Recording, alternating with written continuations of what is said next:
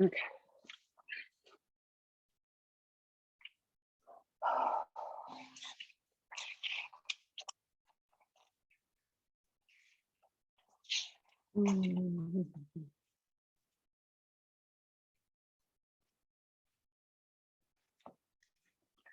So today's the 25th. So I would urge you to sit with your least favorite crossing and support that. This is my least favorite for sure. And I'm going to support that knee that dangles. I'm going to lean forward and reach the buttock flesh away and sit back and see if I can, all the things that the teachers always throw out to us.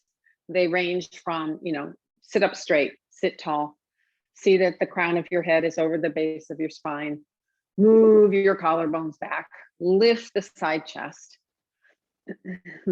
All those things you've probably heard them ad nauseum. So do all those things before you place your hands at your heart. Do all those things. Sit up straight, roll the shoulders back, collarbones back. Take the trapezium down towards the shoulder blades. Absolutely release your shoulders. Shoulders soft. Lift the front of the trunk and the sides of the chest, the bottom of the breastbone up towards the throat. Look straight ahead. Can you feel that the crown of your head is over the base of your spine, over your tailbone? Usually we're looking forward. There's really nothing too exciting to see in my demonstration.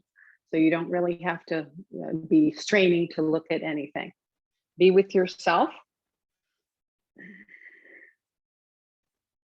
And then maintaining that lift, maintaining that broadness, join your palms. Okay, as you have probably also been told, the brain is the seat of our intelligence.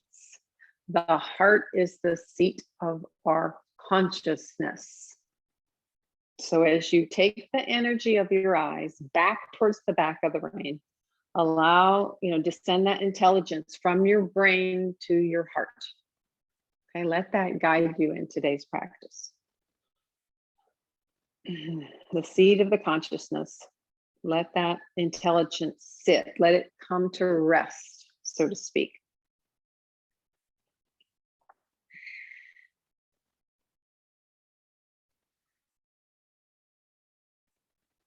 You may join me or just remain quiet there for the 3 arms. Smooth, soft inhalation. Oh.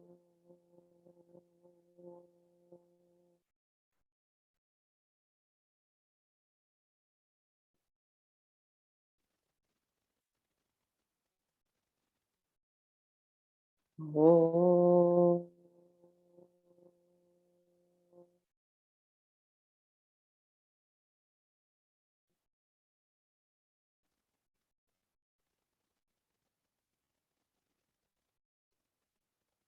Oh.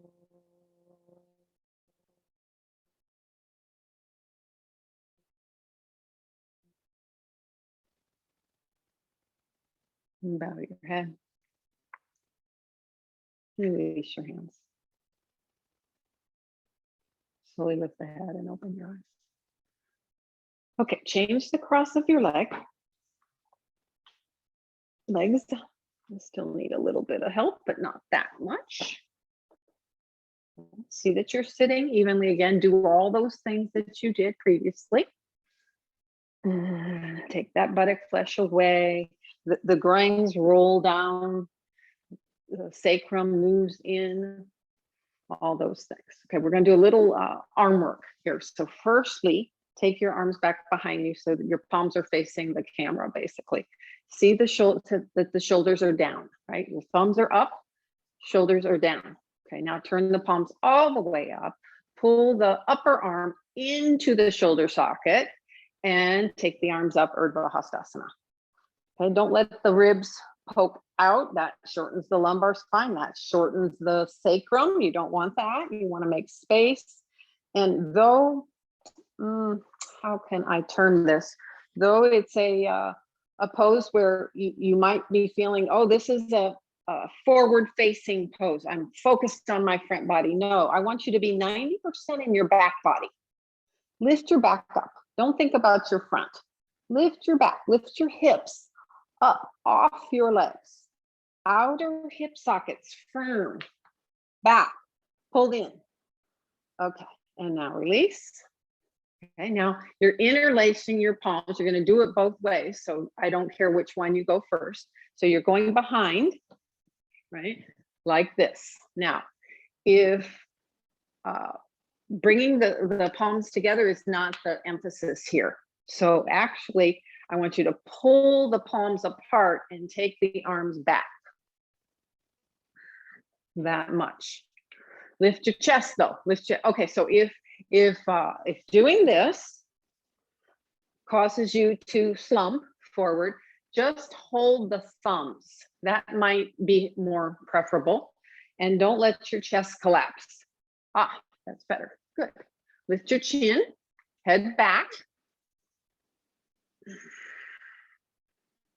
Okay, and then release. Okay, now when you release and do the second crossing. Other crossing, arms back, lift your chest. Shoulder blades deeper into you, into your back. Head back. Okay, now let's stay with that crossing and bring your hands to your right. Do you see my hands are crossed, and I'm bringing both hands to the right side of my waist. My left, your right. Okay, now do you feel the tendency to lean over towards that buttock bone? Don't allow that. Lift up. And now bring your right elbow back towards your left elbow. So you're going back with that front shoulder that seems to be more in front, right? It's pushed out further forward. Take it back. Okay, and now go back. Change the cross of your hands. So you're probably in your favorite cross. And now take the hands to the left. Just a little hasta mudra work. Can you be even? Can you look, either you're looking at your screen where you maybe can see yourself, but you have to look within, right? So you can feel the evenness across the shoulders, and take that your left shoulder back. Bring your left forearm closer to your right forearm. Good. All right, and then release. Reach your arms out, palms up, go up. Urdhva Hastasana, arms be in your back body. Lift your back up. Lift the back of your waist, your kidneys. Make space, create length. Okay, and then release. Okay, now you're taking your right arm out in front of you and turn. The entire right arm, turn it out.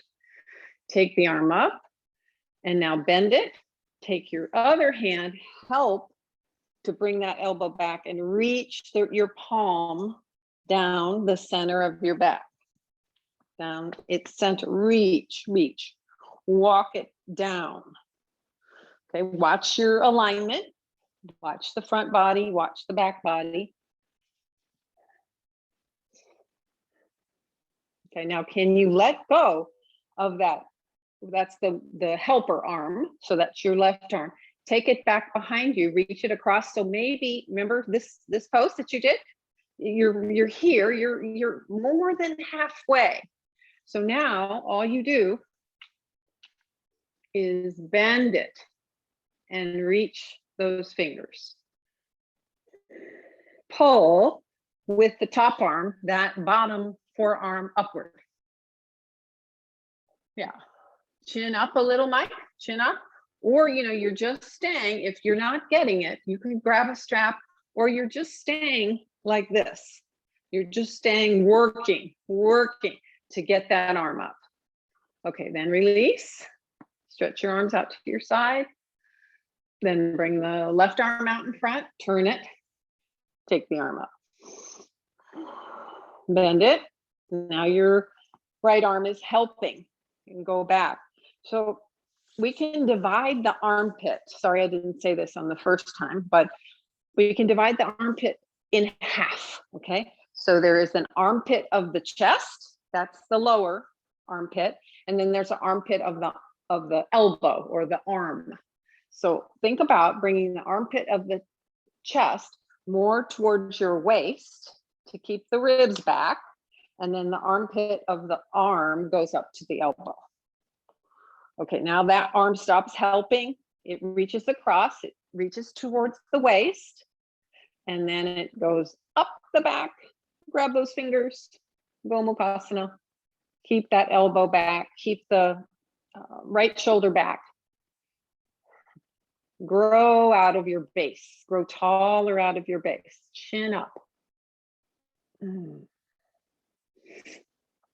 and then release. Just take the arms out to the side. So this shoulder work is really, really important. If you've ever had a shoulder issue, a biceps tendon issue, you know what I'm talking about. Yep. Okay, so now take your hands out in front, interlace your palms. You can take your favorite crossing of your hands. Be webbing to webbing. Absolute webbing to webbing. Turn your palms away from you and place the back of your hand behind the crown of your head. Behind the crown. Okay, watch your base. See that it's firm. You're even on both buttock bones, all that. Elbows back. And now, armpit of the chest pulling down towards the waist. Armpit of the arm pulling up towards the elbow. Straighten your arms. Reach up. Once again, be on your back body. The front body's going to lift just fine. Back body up. Bend at the root of your fingers. You know where that is? It's right here where the fingers meet the palm. Bend strongly there and take the arms back. Can you take the arms back? Okay. Bring the hands back to the top of the head. Change the crossing of your hand. Turn the palms back. Shoulders down. Second side, go up. Don't let the thumbs fly up. Thumbs down, arms back. Soles of your hand, the root of the fingers should face the ceiling more than the wall in front of you. Head back a little bit, Mike, there. Yeah, okay. And then release. Okay, so we did almost all of them. You have one more. Take your arms out to the side. So this time we'll go from Urdhva Hastasana. Actually, let me go a little further back so you can see. Maybe. To Urdhva Namaskarasana. Here we are. Turn the palms out. Go up Urdhva Hastasana. Arms back. Outer hip sockets firm. That's your base. That has to be firm and pulled back towards the outer thighs to the hip sockets. And now slowly start to join your palms and go up.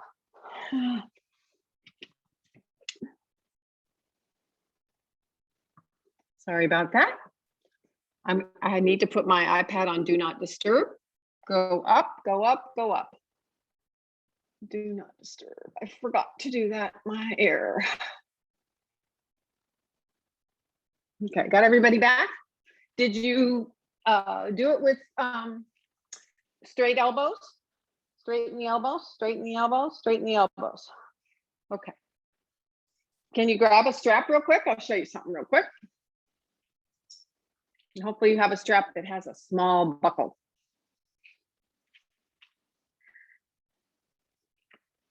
So it might take a couple tries for you to see how this works, but you see I've got the strap about, I don't know, 4 inches. You see that? 4 inches. So watch. I take the strap and I do it like a figure 8. I figure 8 my strap, and then my palms are together, and then I go up. it has to be a really tight strap. Figure 8 your strap. So see where the buckle's in the middle there? Buckle's in the middle. Figure 8 your strap, palms together, go up. So your palms are together and your elbows are closed. Come on, Mike, elbows in, elbows in. Make space in your back body. Think of help, yes, there you go. So it's just a little trick I learned recently and it's very helpful. Okay, now release and come down.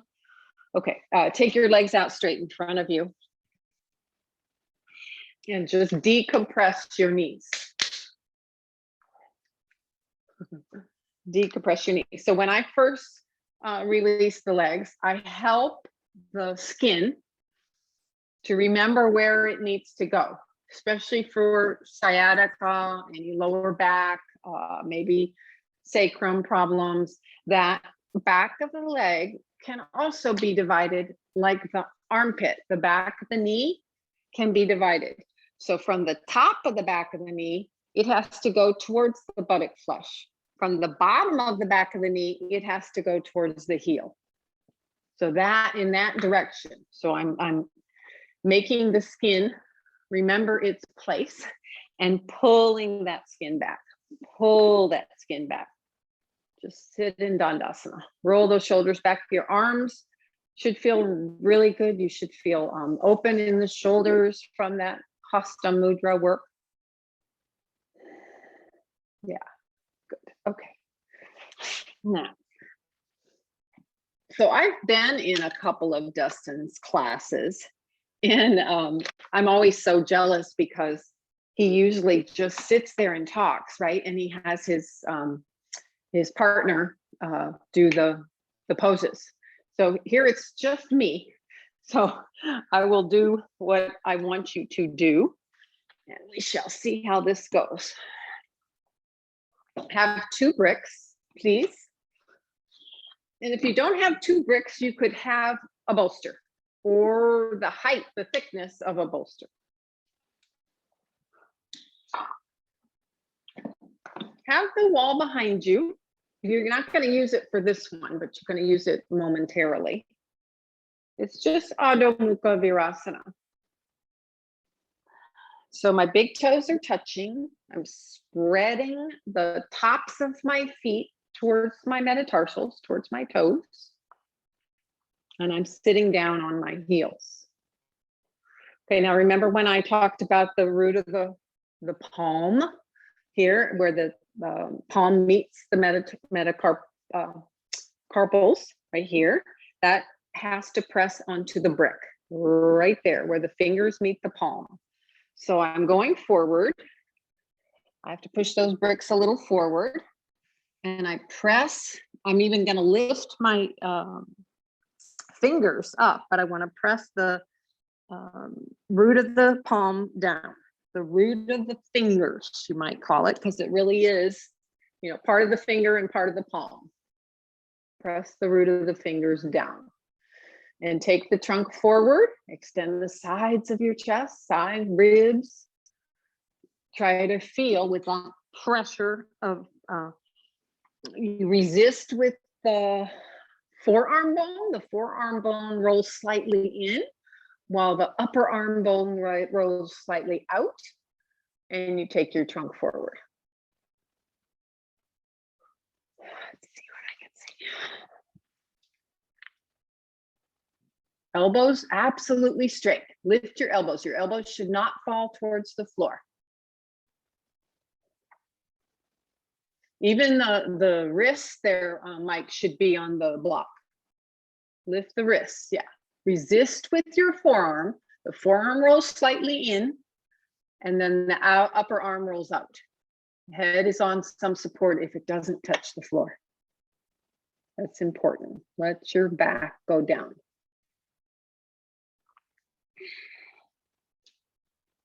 Okay, you got that. Okay, now just have a look here. So you're not going to use the bricks for this version of Adho Mukha Svanasana, but I'm going to be close to the wall with my, I'm going to put my heels into the wall. So as I start to come up into a downward dog, you might say I'm in a short downward dog. So I lift my hips, straighten my legs, and I put the back of the heel in that corner between the wall and the floor. Now, what I want you to feel is the evenness of the inner and outer heel. So here, Mike, you be careful, but you may want to grab those bricks because of the sciatica, and don't think about stretching your hamstring. What you have to think about is pulling the tailbone towards the heels, and that keeps the hamstring safe. Tailbone towards the heel. So this might be Mike. So I don't want you to just stretch that hamstring, but I want you to definitely pull the tailbone towards the heels. And everybody else, think about how that back of the knee, from the top of the back of the knee, that skin goes up towards the buttock bones. Still press the floor and push your trunk back towards your legs. Bring your chest closer to your legs. Chest to the legs, back ribs towards the buttocks, right? The back ribs on your back body have to move towards the buttock flesh. Balance that inner and outer sole of the foot. Your outer ankles in, and your inner ankles have to lift up. Backs of the knees go up to the buttocks. Legs are firm, kneecaps firm. I'm giving you the wall for a reason so you can stay and work a little bit. Tops of the thighs back. Spread the tops of the thighs. Once they go back on the back of the thigh, that spreads from inside out. Keep the inner wrist down and move your shoulder blades in. Okay, and then come down. Okay, so I have some history with Mike that some of you don't probably know, because I lived up where he lives in Minnesota. So he was my student a very long time ago, and we found each other again thanks to Zoom and thanks to COVID, no less. But I've seen him over the last year, and I've been a little frustrated because he hasn't had much success with this. So I thought I'd show you this way, because I think it could help him with his sciatica. So it's a preparatory pose for handstand, okay? And I think everybody can do it. So here's what I'm gonna show you. So my toe tips are at the wall. I go back, and I'm more like Virasana in a way, right? My shins are straight back from my heels. I go forward.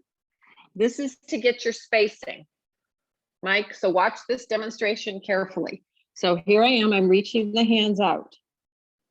I come up and I tuck and I lift my hips and straighten my legs and I push the floor.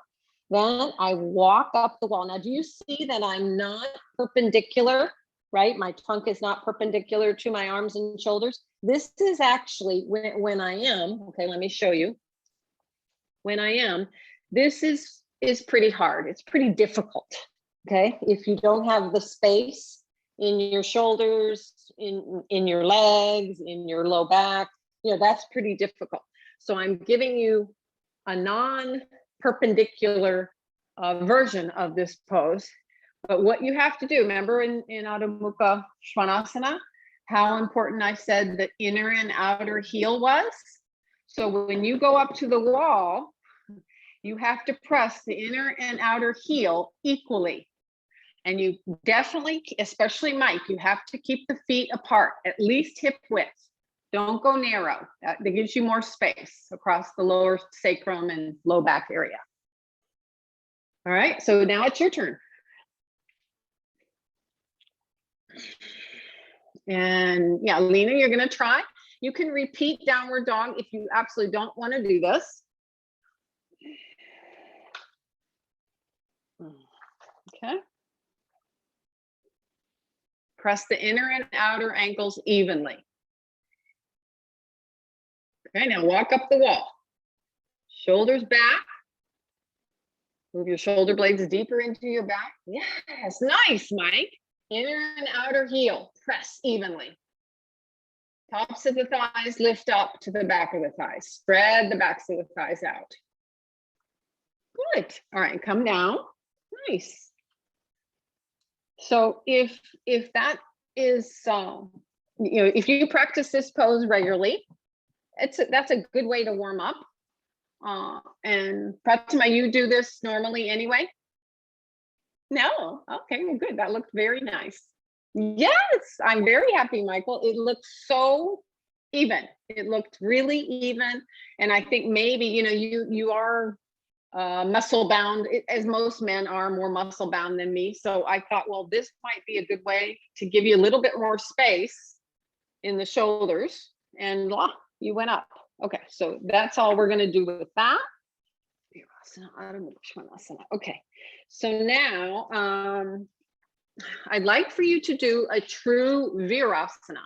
Sit on as little height as possible. If you're dying to do a full one, anybody there, you can do a full Adho Mukha Vrikshasana now. But I think everybody's probably pretty good. Okay, virasana. So in virasana, and I'm not doing supta, I'm not doing supine. The feet are straight back, right? So I've got a little separation between the knees, and the feet go straight back. Let me show you from the side view.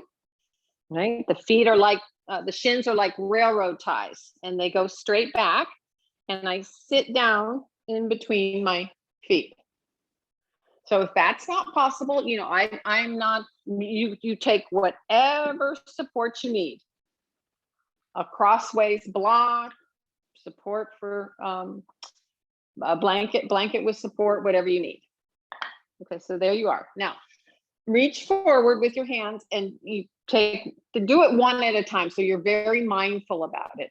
But the bottom of the knee, take up towards the top of the knee. Bottom of the knee, take that skin up. Okay, now with the heel of your hand, you can lean back a little bit. You lean back a little bit, and you're spreading the sole of the foot from its inside to its outside to get this little toe side down. So watch, I'm pushing strongly on those feet and spreading the sole of the foot. If you've done any virasana work with Dustin, I bet he's had you do stuff like this. Okay, so I want to get that little toe side down. Just look at it, and move the little toe side away from the big toe. The big toe moving towards your center. Big toe moves towards the center, little toe side of the foot down. You can lean back as you are in need of doing that. Okay, and then see if you can keep it down, let go with your hands, and just reach your hands forward. Roll the shoulders back. Remember about the back body, how I want you to be in your back body. Be with your back body there. Feel it. Know it.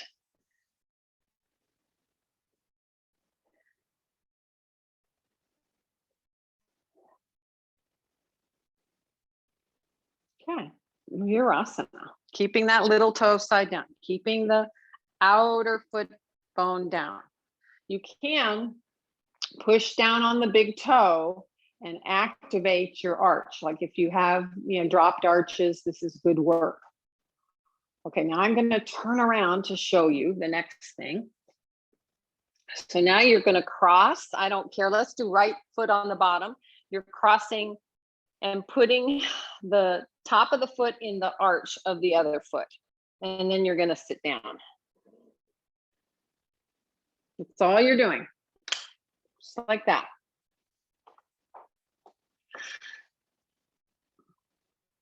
Let that firmness of that bone of the top of the left foot press into that arch and spread.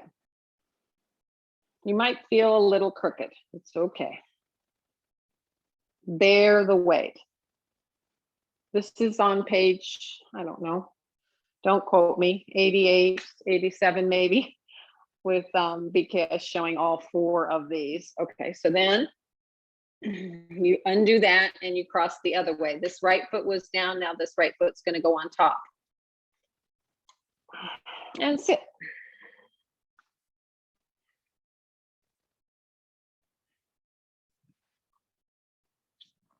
I have firsthand knowledge that when an older person, let's just say it like it is, a geriatric patient sees a new doctor, sees a geriatric specialist, the first thing they look at is their feet. Okay, you take good care of your feet and your feet will take care of you. This is one way to keep the flexibility in your ankles and keep your feet healthy. Okay. All right, so now, we did the one with the help of the hands. So now you're going to take the feet like we did before, like railroad ties, shin straight back, feet straight back, and see if some of that work, you can move the cap out to the side and have a seat and see if that work didn't help you.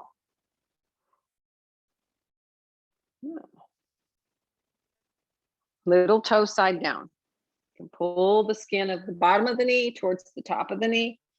Sit up nice and straight. This is one of the 5 poses that will lead you to a good Padmasana someday. Padmasana is a hip pose, in case you didn't know. As I've gotten older, I've come to appreciate Padmasana, lotus pose. All right, so you come up, you can cross the legs and bring the legs back to Dandasana. Just decompress the knees. Pull the top of the knee skin towards the buttock flesh. Spread that buttock flesh out to the side.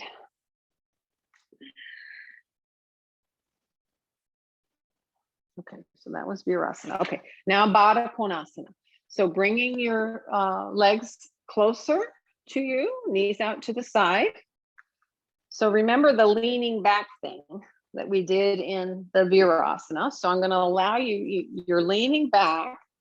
I'm going to come up this way, yeah. And pressing the outer foot in toward each other and lifting your chest. So I'm still leaning back a bit. Press the heels together, press the outer foot bone together, lift your chest. So if that's all going well, it's easy for some of us, harder for others. If that's not going well, you stay right where you are. If it's going well, you can bring your hands around your feet. I like to pick up my, scoot back, pick up my feet and interlock my hands and put my hands underneath my feet. Then I use my forearms, my elbows to press into my shins. Now the abdomen can go back. It does not go forward. The abdomen can go back and then you just go forward, whatever you can manage. Press the thighs down.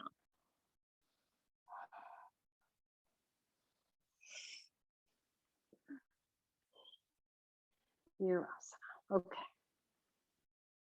All right. Now, if you do not own a soft foam brick, I'm sorry. If you do, grab that. If you don't, you're just going to use one of your wooden bricks. It's okay. So let me show you first. The pose is Urdhva Mukha Svanasana. So you'll put the brick, the skinny, this is the skinny, it's going the way my mat is going, the skinny way. It's gray, I'm sorry, and so is the color of my mat. Here, let me do this.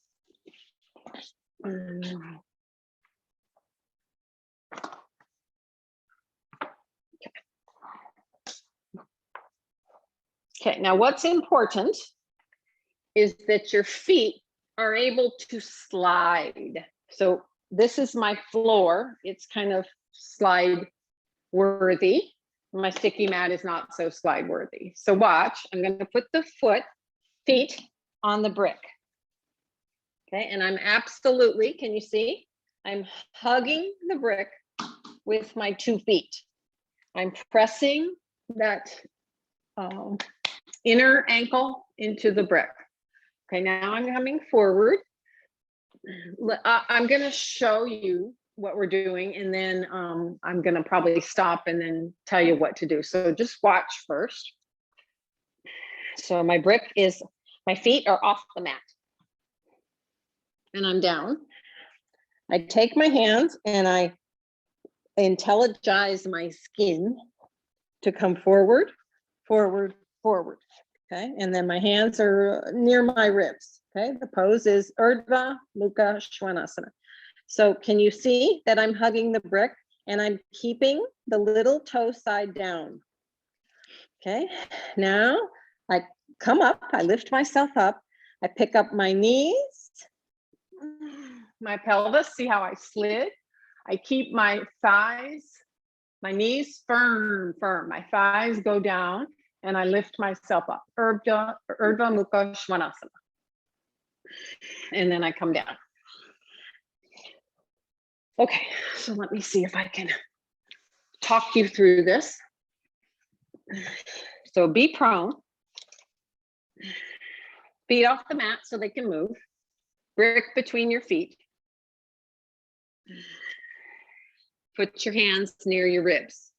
Somewhere between the waist and the first few ribs there. Okay, outer ankles in. Spread your feet so the little toe side comes to the floor. Okay, hands by the ribs. Okay, push down and come up into Urdhva Mukha Svanasana. The knees off the floor, keep your knees tight, gripping your outer ankles. Grip your outer ankles in, and little toe side of the foot rolls down. Okay, exhale down, exhale down. Okay, so, I don't know what I look like in this pose, so hold on one second. I just want to show you something. 108. Okay, so it's going to be a little hard. Can you see that his chest is through his arms, almost his hip blades, his hip bones are almost through his arms, right? And the shoulders are way back. Shoulders are way back. Okay, so let's try it again. The bottom buttock area. Okay, so remember when I can't remember what pose I talked about that in. A lot of them, but remember I said the knee, you can split your back of the leg in half. The back of the knee has to come up to the buttock flesh and be very firm and pull in. That's especially important for you, Mike. Especially important. Okay, lie prone. Grip your block, hands by the lower ribs. Yeah, Pratima, hands a little lower. Hands a little lower. Yes, by the lower ribs. Push down and come up. Come up. Knees off the floor, knees tight, knees firm. Gripping your outer ankles in, keeping the little toe side of the foot down. Shoulders back, and pull your hips forward from the back of the knee. Bring your back of the buttock toward back of the thigh towards your buttock flesh. All right, nice. All right, come down. So do you get that, Mike? And have you can't forget about your brick.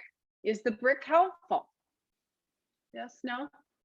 It is, okay. So Mike, if I could see you from the side, I would be a much happier teacher. Yeah, I'm only doing that for him, Lena, because he has an injury. You don't have to change so much. So let's see, one more time. Lie prone, lie on your abdomen, brick is between your feet. Help, you saw me, right? I reached underneath from my pubic plate and I scraped that skin of my front body forward towards my chest, lengthen the chest, upward.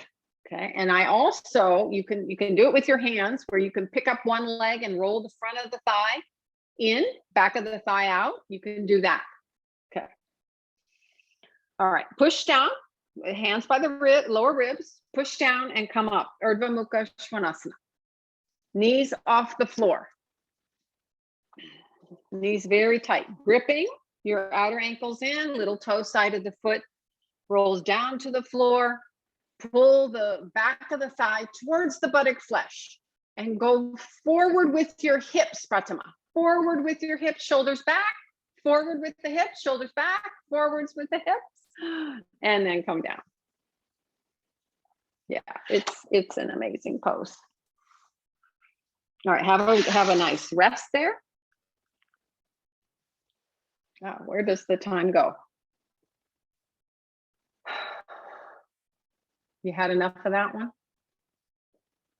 It was better, Mike. It was better. And nothing hurts, right? Nothing hurts. Okay, good. All right. So lie, that you were lying prone, lie supine now. Lie supine, and just relax your legs out in front of you for a moment. Have a couple of nice, long, slow inhalations and exhalations there. Arms out to the side. Have a little rest. It's not Shavasana by any stretch of the imagination. You're going to work hard in just a moment here. I'm just going to take you through it.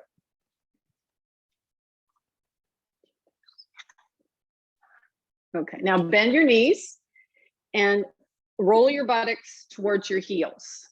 Does that make sense? Does that direction make sense? When you do that, do you feel the length come to your lower back?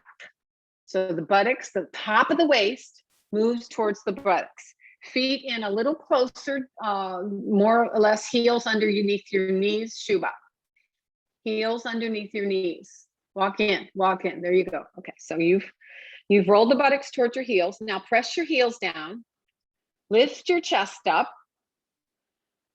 come up, off, yeah. Now, rock from side to side. So turn one arm out and tuck that shoulder under you. Turn the other arm out, tuck that shoulder underneath you.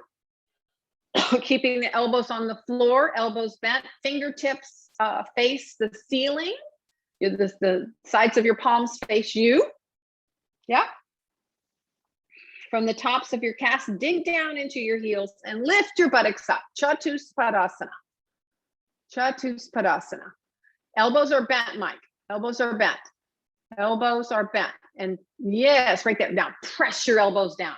Press your elbows down. Lift your back ribs up. All right, exhale and come down. Rest. If you're doing this right, if we do this 3 times, your quads and the back of your buttocks, right where your buttock crease meets the back of your thigh, should almost be quivering.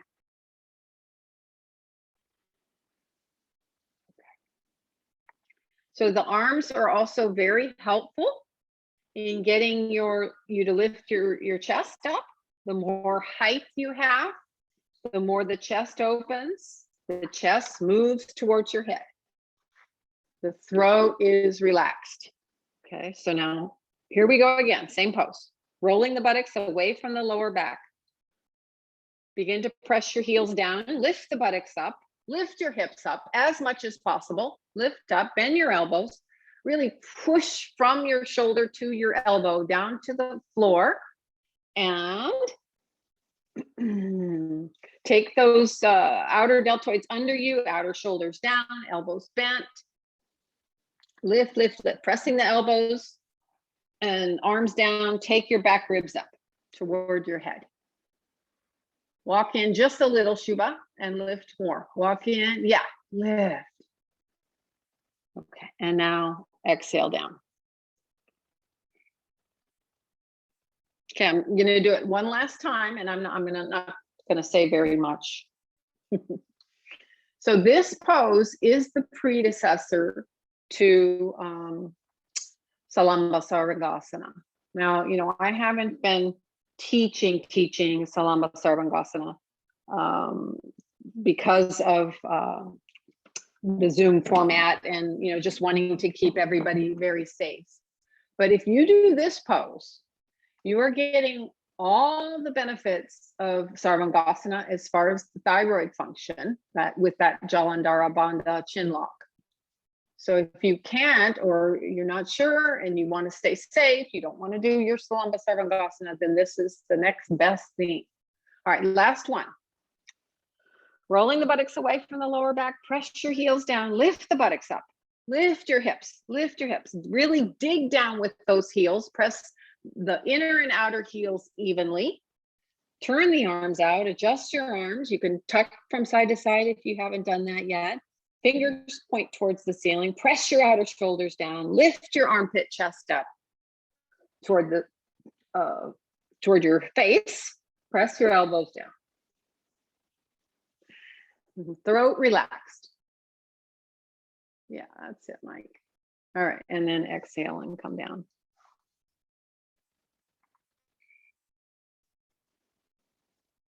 Okay, keep one knee bent and just bring your right knee into the chest as much as possible. Ardha Pavana Muktasana. Hold with both hands. Bring it in strongly. Yeah. Okay, now slowly extend the other leg. Straighten the other leg.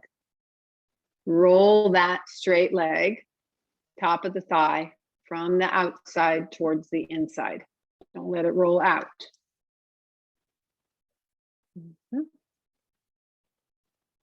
Ardha Pavana Muktasana.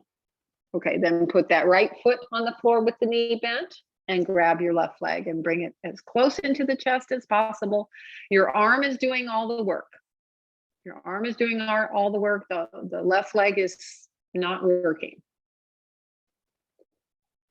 Now, can you keep it there where you got it as close into the chest as possible and extend the other leg? Ardha Pavana Muktasana. Half wind relieving pose. Stretch the other leg well. Good.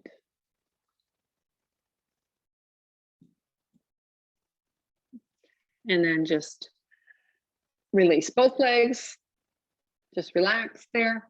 You're going to come up, but just have a momentary brief rest. And then bend the elbows, roll to your right side and come up slowly and gently. All right, this one is for Mike specifically and Lena. This is my new way of teaching chair Bharadvajasana, and it is magical. So hopefully you have a chair that is something like this. I'm going to show you on the diagonal there. Yeah. If you have a chair, you can go through. If you don't, just watch, and you can possibly modify with a dining chair or whatever you happen to have here. So I'm going to show you with my right side, which is the same side you're going to be doing. And I'm going to have my back to you for this demonstration. So you can see that this is the back of the chair, right? So I'm going to straddle the back of the chair, and my sacrum, my tailbone, it's really my tailbone, there's my tailbone, is going to hit this chair bar. Can you see that? Is it pretty visible? It's right there. Okay, so what it's doing is stopping the hips from moving. So now I turn from my kidney band, I turn from my waist, and there I go. So the right side of the pelvis is staying neutral, flat, right?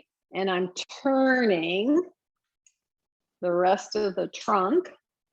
This is not going anywhere. So I'm creating a lot of space. In fact, the right side of the pelvis is more going to the right, and I'm turning away from that stability. I don't know if you can see it, but it feels absolutely marvelous. How was that? Let me see how you're doing.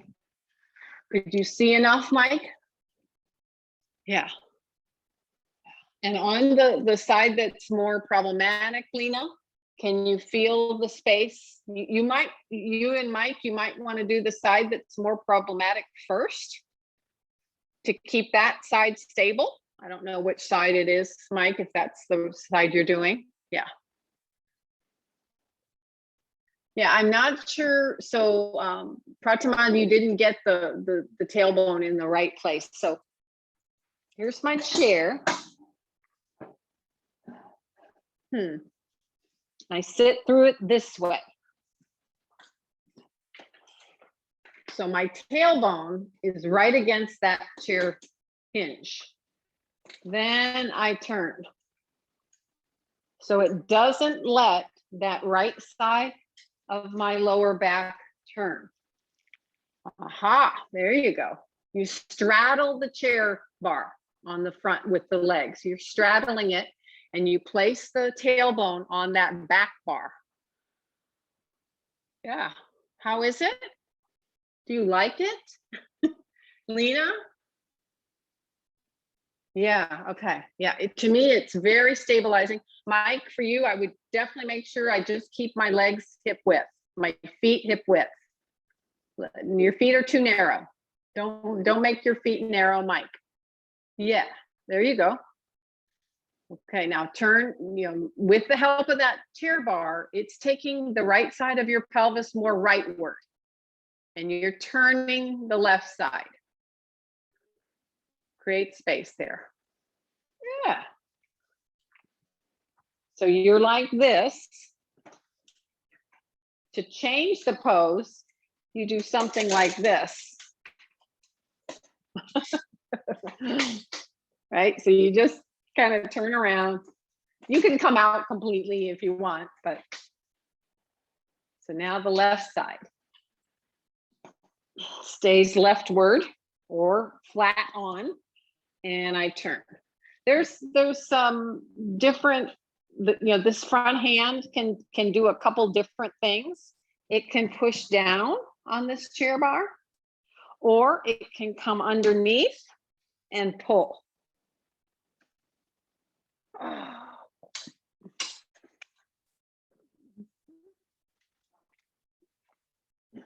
Okay, can you feel the crown of your head is in line to your tailbone? Turn, turn, turn. You're protected. Trust me, you will not hurt yourself. Turn.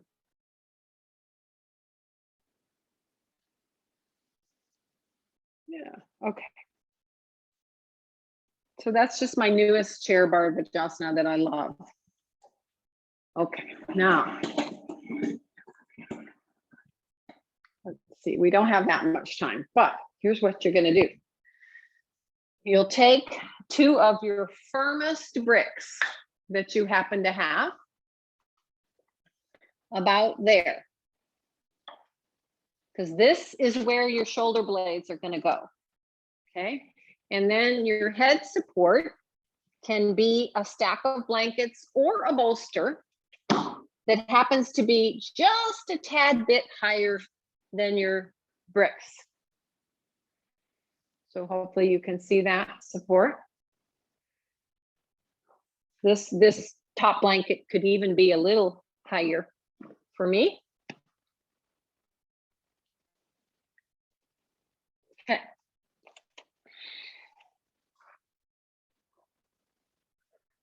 So now I place my shoulder blades on the two bricks with my knees bent, and voila, there's my head. My head and my neck are on that support. I can rock from side to side and tuck the shoulder blades under. Rock the other side. Take your arms out to your side. Take your legs out to the side. I don't want to tell you that you're doing Shavasana, because you're not. You're going to do some conditioned breathing, some breath work here. But that's the shape I want your spine to be in. I want the chest nice and open, the head higher than your bricks. That's important, extremely important. So Mike, if your chin is higher than your forehead, you need more head support. Your forehead should be higher than your chin. That goes for everyone. Forehead higher than the chin.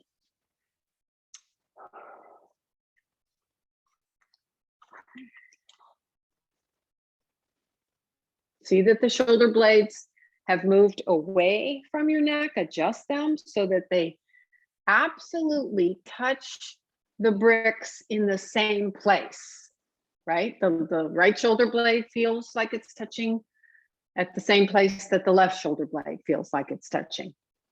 And it depends, Fatima, on the length of your neck. You might have to move the bolster slightly away from the bricks, just slightly. Okay, relax yourselves, and we'll start with your face. Relax your jaw, your temples, your eyes. Release the lower jaw from its upper. Area around your temples, soft, eyes. Not focusing on anything. Let the back of the eyes drop back. Relax your abdomen, relax your breath, and relax your body. Absolutely allow yourself to come to a restful place here. And if something doesn't feel right, fix it.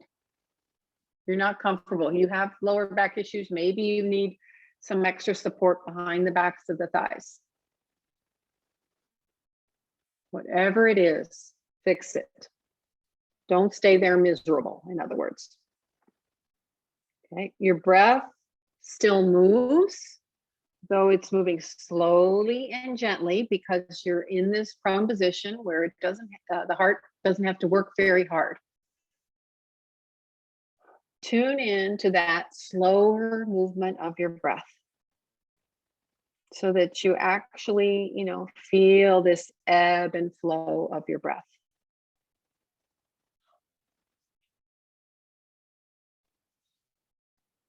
So on the inhalation, between the pubis and the navel area, I want you to imagine that you have a gentle hand pressing there so that it doesn't come up unnecessarily. This might be difficult for you to imagine, and if you can't imagine it, don't worry about it. So on your inhalation, that lower abdomen recedes slightly. That's basically the idea there. And then the abdominal wall drops back as you exhale. So you're just, breathing normally. You're keeping yourself relaxed. Keep your neck passive, your throat. Keep your shoulders soft. Basically above the collarbones, there's absolutely nothing happening there.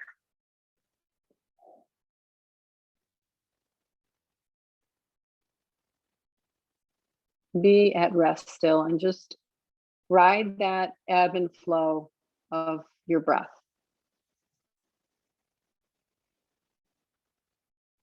So we're going to do a little bit of Viloma.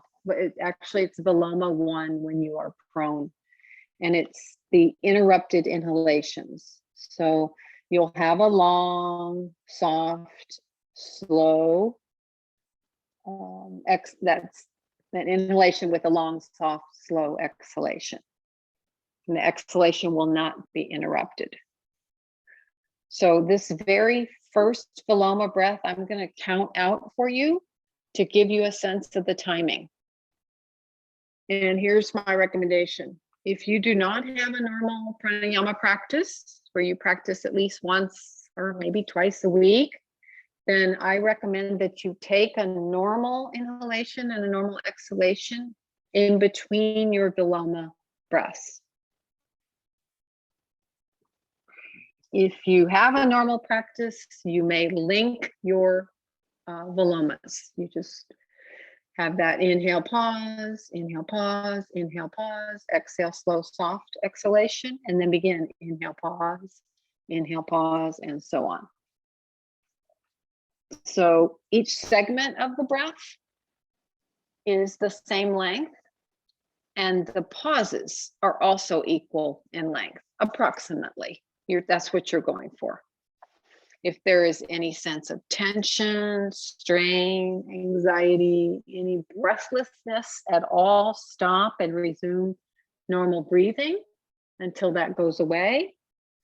And if you're successful at that going away, then you can resume the Loma 1. Okay, so here we go.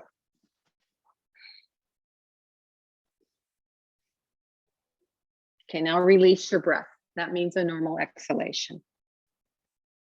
And begin. Inhale into the lower ribs and pause. Inhale just above that into the lower middle ribs and pause. And now inhale a little higher up into the upper middle ribs and pause. And then long, soft, slow exhalation. So it's basically a 3-part. The Loma breath, you've got the lower ribs, you've got the lower middle ribs, and then you've got the upper ribs. So you find those 3 places along your own trunk there, and you do what you can.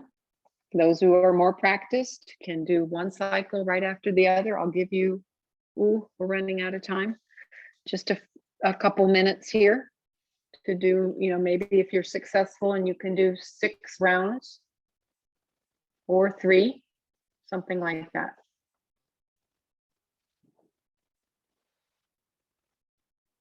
No strain. Don't force the breath into that last top of the upper chest. Keep the tongue, the jaw relaxed.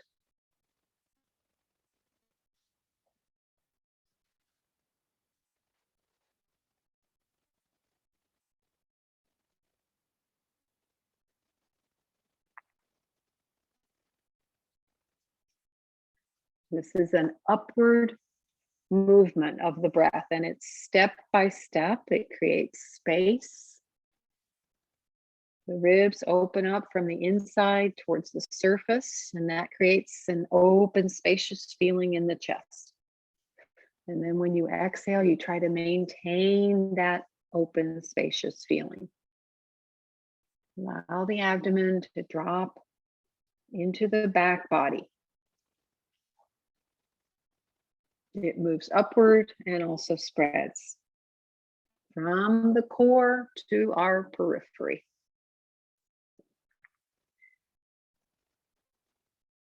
These movements of your breath should not disturb your senses. Keep the sense organs quiet, tongue soft, ears passive, throat soft, eyes passive. Skin on the entire face relaxed.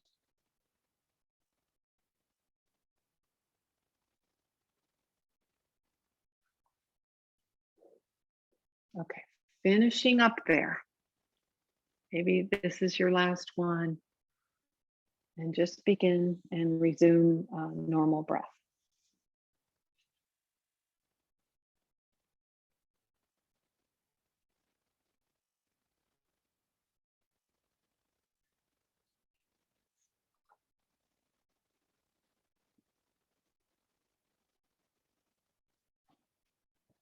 And now you can fold the elbows in, and with minimal disturbance, you roll to the side and you get rid of the support. You could keep perhaps a little support for your head. The bolsters might be too much, maybe one blanket for your head in Mike's case, and lie flat for Shavasana. If you're comfortable there, if you're comfortable, you are welcome to stay. And you could do your Shavasana with the shoulder support. It's interesting to try different things.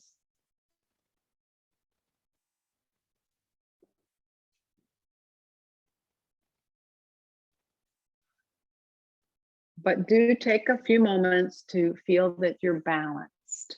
If you changed your position, especially any imbalances, misalignments. Guruji just once was quoted as saying, alignment is like experiencing God. Any imbalances, misalignments prevents the body and the mind from going into that deep state of relaxation. Feel yourself lying evenly on the floor. So there's equanimity in the physical body.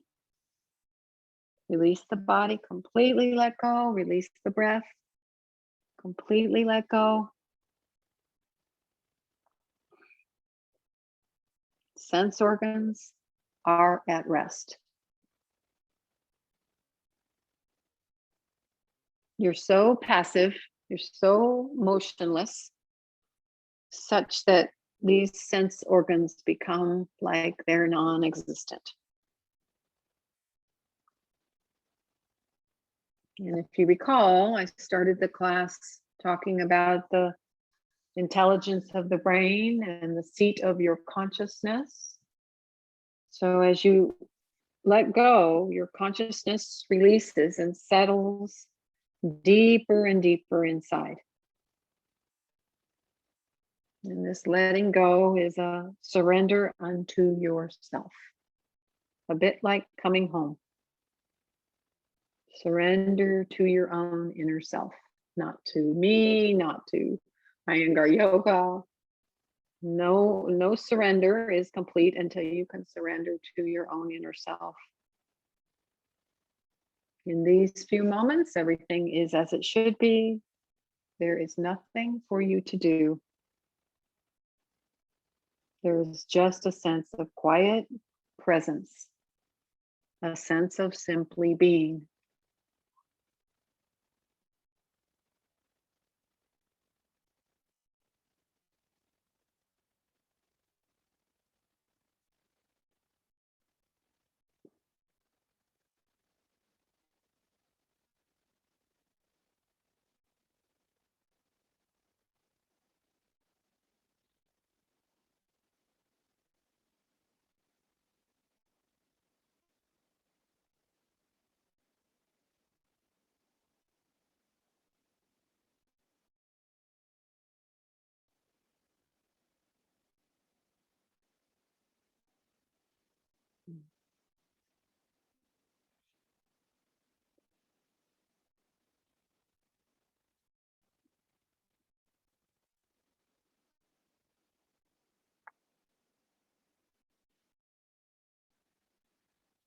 Gently and quietly, don't be in any hurry.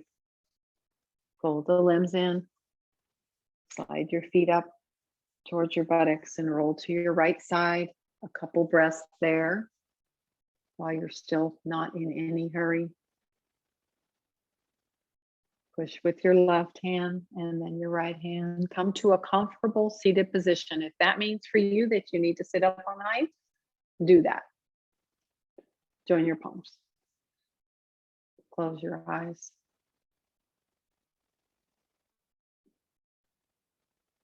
Surrendering unto yourself and being grateful with humility and devotion for the practice that we have and for the community we have at Austin Yoga Tree.